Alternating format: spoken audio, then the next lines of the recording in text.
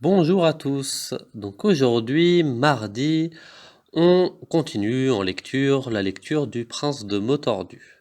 Alors on se rappelle, notre prince, il habite son grand chapeau. Son papa et sa maman, le roi et la reine, lui ont dit que ce serait bien s'ils se mariaient. Il décide de partir à la recherche de quelqu'un pour se marier. Sur son chemin, il rencontre l'institutrice des écoles qui cueille des fraises des bois, des braises des bois, pardon. Et on en était là.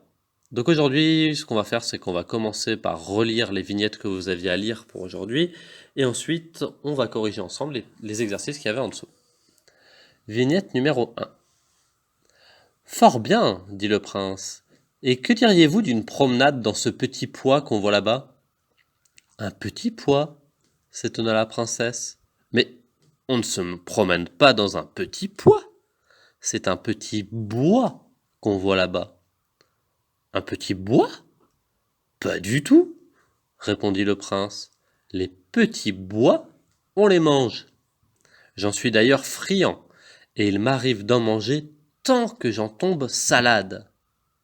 J'attrape alors de vilains moutons qui me démangent toute la nuit.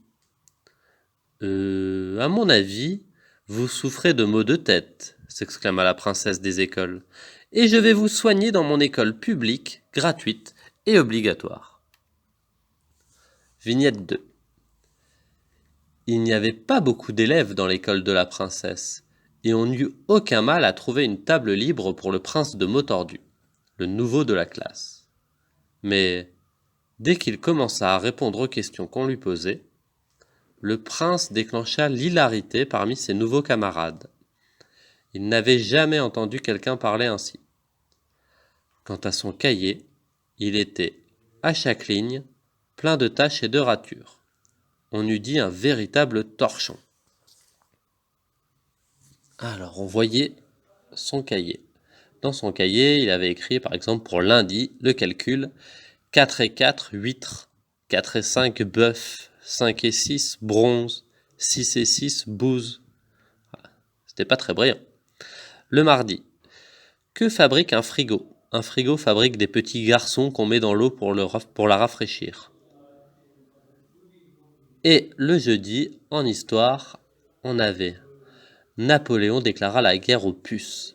Il envahit la Russie, mais les puces mirent le feu à Moscou et l'empereur fut chassé par les vers très froids qu'il faisait cette année-là. Gla gla gla. La maîtresse lui avait écrit « Je n'ai pas tout compris ». Bonne écriture, par contre. Alors, qu'est-ce qu'on avait à faire comme exercice? Sur le premier exercice, la consigne « Lis attentivement cette phrase », puis explique ce que signifie le passage souligné avec tes propres mots. Donc la phrase « Mais dès qu'il commença à répondre aux questions qu'on lui posait, le prince déclencha l'hilarité parmi ses nouveaux camarades. » Donc le bout de phrase souligné qu'on veut changer, c'est « Le prince déclencha l'hilarité parmi ses nouveaux camarades. » Alors le prince, c'est le prince de Motordu. Déclencher l'hilarité, ça veut dire faire rire. C'est que tous les autres se mettent à beaucoup rire. Donc le prince, il fit rire. Moi j'ai mis le prince fit rire les autres élèves de la classe, parce que ses nouveaux camarades, on se rappelle que le prince vient d'arriver à l'école, donc on lui a trouvé une petite place, et donc en fait, dès qu'il répond à une question, le prince il fait rire tous les autres élèves de la classe. Donc déclencher l'hilarité, c'est faire rire les autres. Et pourquoi il rigole? Parce que il se moque un petit peu de lui, vous avez compris que le prince de Motordu, il a tendance à tordre les mots, à nous dire un peu n'importe quoi, à tomber salade, manger des braises des bois, etc. Donc ça fait beaucoup rire tous les autres. Exercice suivant. Colorie le bon mot pour que le prince parle correctement. Le prince mange des petits pois. Quand il en mange beaucoup, il tombe malade. Il attrape alors de vilains boutons. Voilà. Si on veut détordre les mots que le prince de Motordu a tordus et parler correctement, l'aider à parler correctement, ce sont les mots qu'il faut écrire, colorier. Pois, malade, bouton. Exercice suivant. Remets les mots en ordre et écris la phrase. Alors, on se rappelle, pour ce genre d'exercice, la phrase commence par une majuscule et se termine par un point. Je peux déjà mettre le mot du début, c'est son, puisqu'il y a une majuscule, et le mot de la fin, rature, puisque je vois le point à la fin de rature. On cherche ensuite son, on va mettre derrière un nom. Donc je regarde les noms qu'on a tâche, mais c'est au pluriel, et sinon on a cahier. Donc son cahier, sinon on aurait dit ses tâches, mais là c'est son, et ça peut que marcher avec cahier. Donc son cahier, je peux déjà mettre son cahier.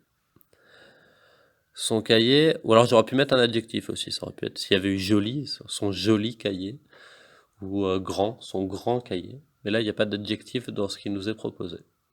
Donc son cahier, et puis après il va falloir, son cahier quoi? Il faut une action, un verbe. Donc son cahier, dans les verbes, je regarde, j'ai uniquement un seul verbe, c'est était. Donc son cahier était. Son cahier était. Ben, je regarde les mots qui me restent. Il me reste et, tâche, de, plein, de. Donc j'ai 2 fois 2. Donc son cahier était plein de tâches et de ratures. Voilà. Normalement, vous devez arriver à ça. Son cahier était plein de tâches et de ratures. Voilà quoi on arrive quand on réécrit la phrase dans le bon ordre. Et on continue en corrigeant ce qui nous a fait le prince de mots tordus. Donc 4 et 4, ça fait pas une huître qu'on mange, mais ça fait 8. Nombre 8. S'écrit H-U-I-T. 4 et 5, alors vous savez, ça fait 9 et pas bœuf. Vérifiez que vous avez bien écrit à chaque fois. 5 et 6, ça fait 11. 6 et 6, 12 et pas bouse, évidemment. Alors, on regarde que l'orthographe est bonne pour tous ces nombres. Mais alors, c'est des nombres très simples que vous savez écrire. 8, 9, 11, 12. Je vous laisse vérifier que tout est bon. Et on passe à la correction du prince de mots tordus sur son cours de sciences. Que fabrique un frigo?